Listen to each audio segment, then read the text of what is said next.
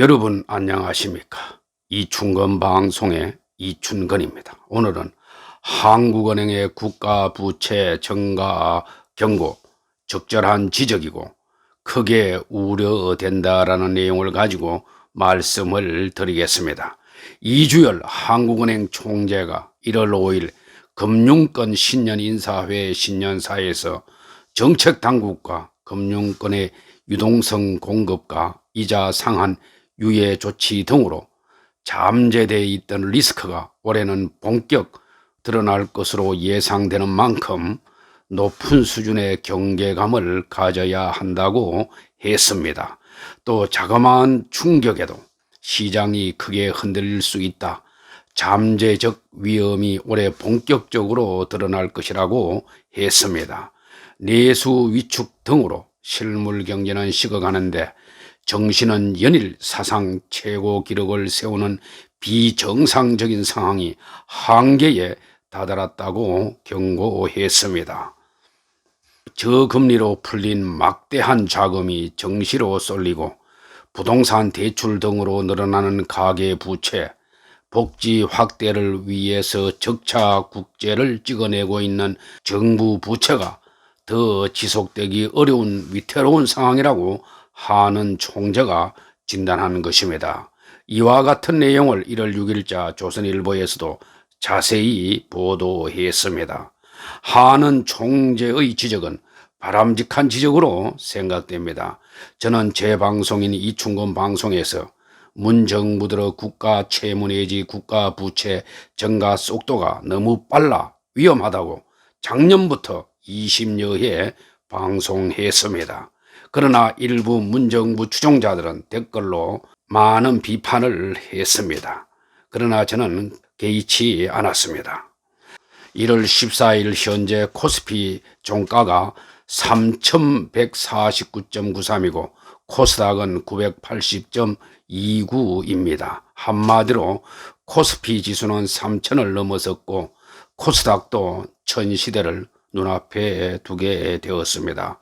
개인 투자자들은 새해 정시가 문을 열자마자 많은 돈을 주식에 쏟아부으면서 과열 양상을 보이고 있습니다. 자그마한 충격에도 시장이 크게 흔들릴 수 있다는 이 총재의 경고는 일부 한계 기업 내지 좀비 기업의 도산이나 2030 세대의 영끌 대출에서 연체가 발생하는 경우 등에 염두를 둔 것으로 보입니다. 코로나19 대책 일환으로 이자를 낮추고 원금 상한도 늦춰주고 있지만은 취약한 부분에서 한번 터지기 시작하면은 빚으로 지어 올린 사상 누각이 와르르 무너질 수도 있습니다. 정시가 이렇게 과열 현상을 보이는 이유는 우리 경제가 튼튼하거나 성장률이 높아서 그런 것이 아니고 시중 부동산 대기 자금이 정시로 많이 유입된 데다 특히 공매도가 작년 3월부터 금년 3월 15일까지 금지하고 있기 때문입니다.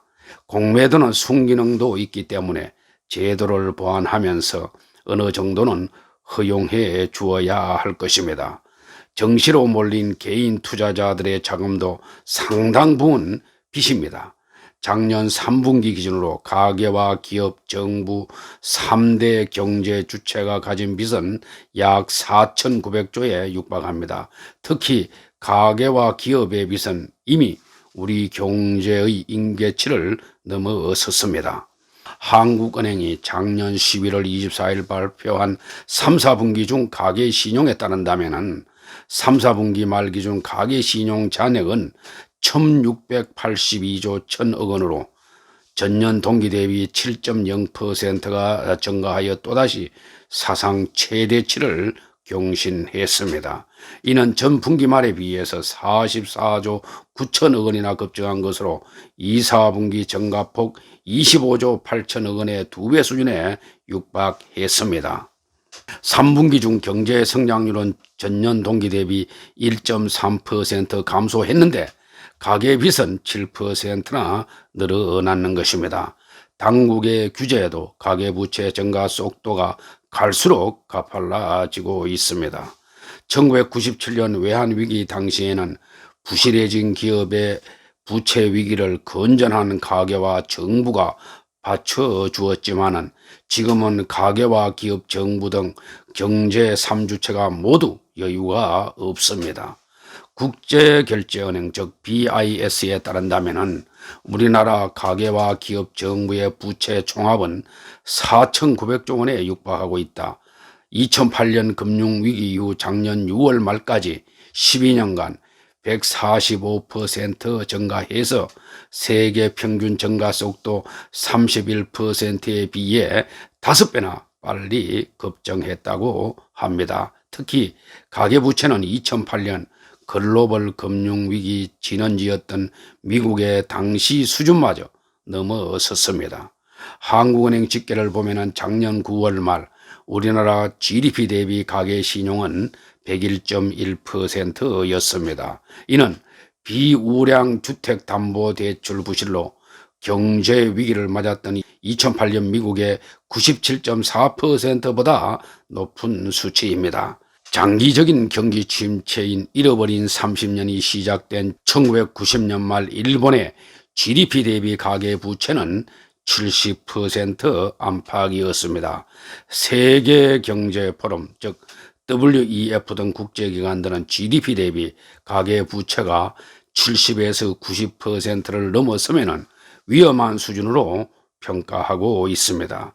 가계부채는 우리 경제의 우환이었지만은 이번 정부 들어 더욱 빠르게 임계치를 넘어버렸습니다. 잇따른 부동산 정책 실패로 빚을 내서 집살이는 사람이 크게 늘어났기 때문입니다. 여기에 개인들을 중심으로 빚을 더 내 주식시장에 달려드는 과열 양상까지 겹치고 있습니다. 그리고 빚으로 연명하는 한계 기업들도 우리 경제의 약한 부분입니다.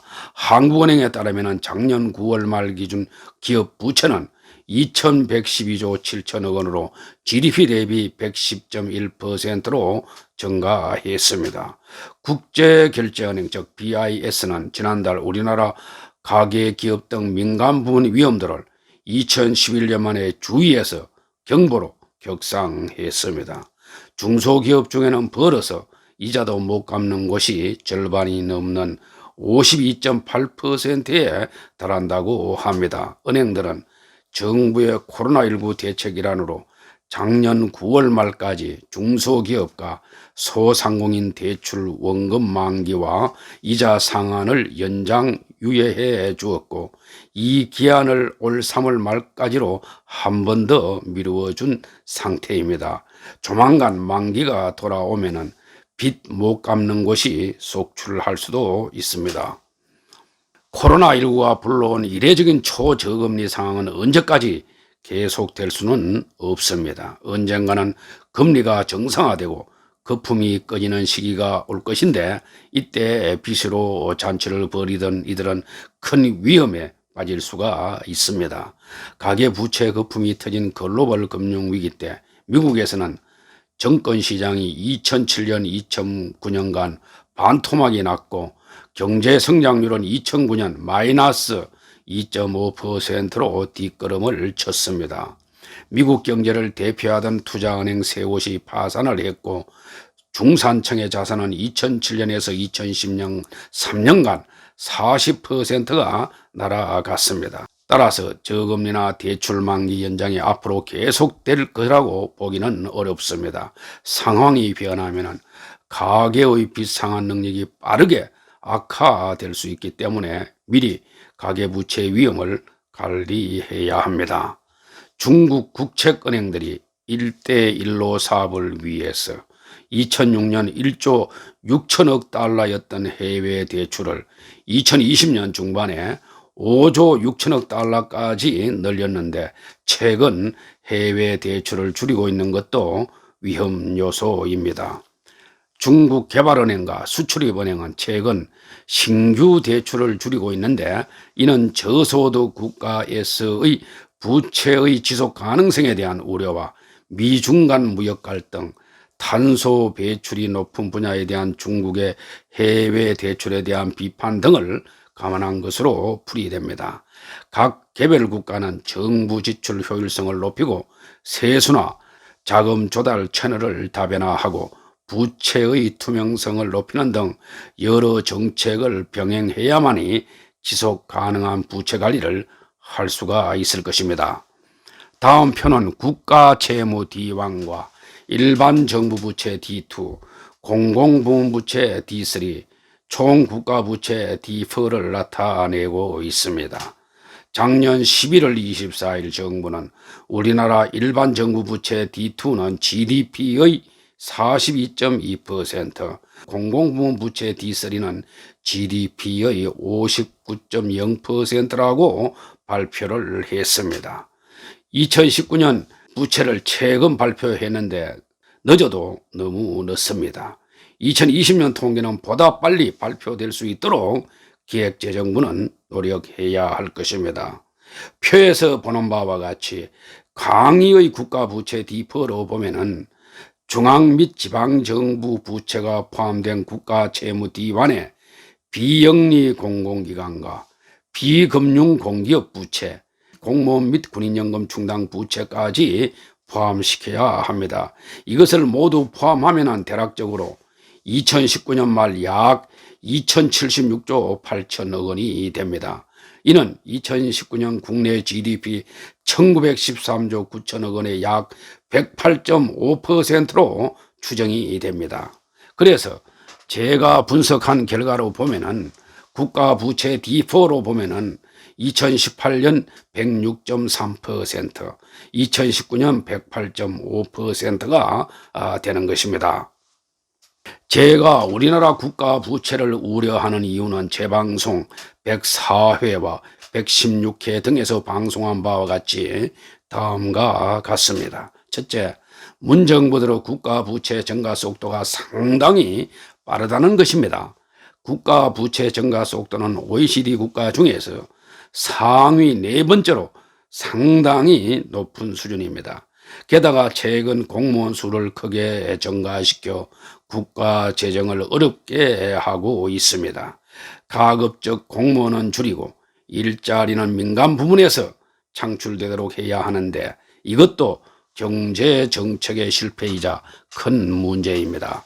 둘째, 넓은 의미의 국가 부채 D4로 보면은 앞에서 설명한 바와 같이 GDP의 약 108.5%나 되어 상당히 높다는 것입니다. 또한 작년 11월 24일 기획재정부가 발표한 우리나라 2019년 공공부문 부채 D3는 GDP의 59.0%라고 해서 걱정하지 않아도 되는 듯 발표를 했습니다. 문제는 2020년에는 이보다 훨씬 더 높게 나타날 것이기 때문에 더 문제가 됩니다. 셋째, 게다가 2019년 3, 4분기까지 가계 부채와 기업 부채가 약 3,148조 4천억 원이나 크게 높은 데다 국가 재정마저 위험해지면은 국가가 위기에 처해질 수 있기 때문입니다. 국가 부채와 가계 및 기업 부채를 합하면 약 5,225.2조로 추정되어 GDP의 273%나 됩니다. 넷째, 우리나라는 미국이나 영국, 일본 등과 같이 기축통화국이 아니라 해외 의존도가 높은 소규모 개방경제라는 것입니다. 그리하여 외환이 부족해지고 재정 적자가 심각해지면 바로 IMF 외환위기를 맞을 수도 있습니다. EU 국가는 EU의 울타리가 있고 유럽중앙은행 즉 ECB가 있어서 한 국가가 위험해지면 타 국가와 연계되어 있어 어느 정도 지원을 받을 수가 있습니다. 다섯째, 일부 폴리페서와 사이비 학자들은 국가가 어려울 때 재정을 지출해서 경기를 활성화시켜서 나중에 세금으로 회수하면 된다고 합니다. 문 정부는 이런 학자들의 이야기를 가지고 홍보를 하고 있습니다. 이론적으로는 맞지만 정말 그대로 된다고 믿는지 제가 다시 묻고 싶습니다. 1년 후면 바로 검증이 됩니다. 시청자들은 폴리페스나 사이비 학자들의 이야기와 제 이야기 중 누가 맞는지 1, 2년 후에 바로 검증해 보길 바랍니다. 저는 지금과 같은 현금성 위주의 정책으로 산업 생태계가 살아나거나 경제가 살아나기 어렵다고 봅니다. 특히 기업들을 계속 옥죄는 정책을 남발하면서 경제가 살아나기는 어렵다고 봅니다. 저는 지금과 같은 경제 정책으로는 경기 활성화는 미미하고 국가 부채만 증가할 가능성이 높다고 봅니다. 특히 한번 늘어난 국가 부채는 줄이기가 더 어렵습니다. 혹자는 우리나라 국가 부채 비율은 OECD 평균에 비해서 비율이 낮아 괜찮다는 이야기를 하는 사람이 있는데 이는 상기와 같은 이유로 잘못된 것입니다. 정부와 일부 여건은 OECD 회원국의 평균 국가 채무 비율 D2가 2019년 기준 110%이고 우리는 42.2%에 불과하다고 재정을 확대해도 된다고 합니다. 그런데 문정부 들어 국가 채무 비율인 D1은 2018년 36%, 2019년 37.7%, 2020년 말 45% 선으로 급증할 전망입니다. 이도 국제 비교로 보는 D2나 D3로 보면 이보다 훨씬 더 높게 됩니다. 게다가 우리나라가 외환이 부족해지면 비기축통화국이고 소규모 개방경제국가라서 OECD 국가 평균과 비교하는 것이 아니고 아시아 신흥국들과 비교한다는 것을 간과해서는 안 됩니다. 제가 이충근 방송에서 방송한 바와 같이 대부분의 국가에서는 국가 부채의 급격한 증가를 방지하기 위해서 재정 준칙 제도를 실시하고 있습니다. 그런데 문정부는 작년 10월 5일 재정 준칙안을 발표했는데 너무 느슨하고 실시도 2025년부터 실시하겠다고 해서 문정부 책임 회피용이 아닌가라고 저는 제 방송 116회에서 자세히 설명했습니다. 즉 문정부가 10월 5일 국가 채무 비율과 통합 재정 수지 관리 범위를 각각 GDP 대비 60%와 마이너스 3%로 제시한 한국형 재정 준칙을 발표했지만 전문가들은 너무 느슨하고 실시도 2025년부터 실시한다고 해서 맹탕 준칙 내지 문재인 정부의 확대 재정 정책을 합리화하기 위한 재정 준칙이라고 비판하고 있습니다. 따라서 대폭 수정해야 하고 보다 엄격하게 해서 실시해야 할 것입니다. 우리나라에서는 대통령 임기 5년 동안 인기 영합의 포퓰리즘 정책을 실시하여 인기를 얻고 끝내면 그만이다라고 생각하는 경우가 있는 것 같습니다. 이는 국민들과 미래 세대에 죄를 짓는 것입니다. 재정 준칙이라고 하는 것은 다양하게 정의되지만 일반적으로 국가 채무와 재정 적자 비율을 GDP의 일정 수준 이하로 관리하도록 법으로 강제하는 것입니다. 우리나라는 한국경제연구원에서 분석한 바와 같이 GDP의 40% 선이 적정할 것으로 보여지는데 많아야 50% 선 이내를 지키는 것이 필요할 것으로 보고 있습니다. 요즘과 같이 코로나19를 핑계로 1년에 적자 국채를 몇 번이고 발행해서 미래 세대에게 부채를 증가시키는 행태를 막아야 합니다. 정치권은 표심을 얻기 위해서 공짜 돈인 양 돈 뿌리기 경쟁에 나서고 있습니다. 야당도 야당다운 역할을 못하고 있는 것도 큰 문제입니다. 향후 재정 정보의 공개 범위를 보다 넓히고 관련 자료도 보다 빨리 발표하여 국민이나 시민단체들의 감시를 활성화하는 것도 함께 추진되어야 할 것입니다. 오늘 방송은 여기서 마치겠습니다. 제 영상이 도움이 되셨으면 동영상 아래 구독과 좋아요를 눌러주시기 바랍니다. 더 좋은 방송으로 보답하겠습니다. 감사합니다.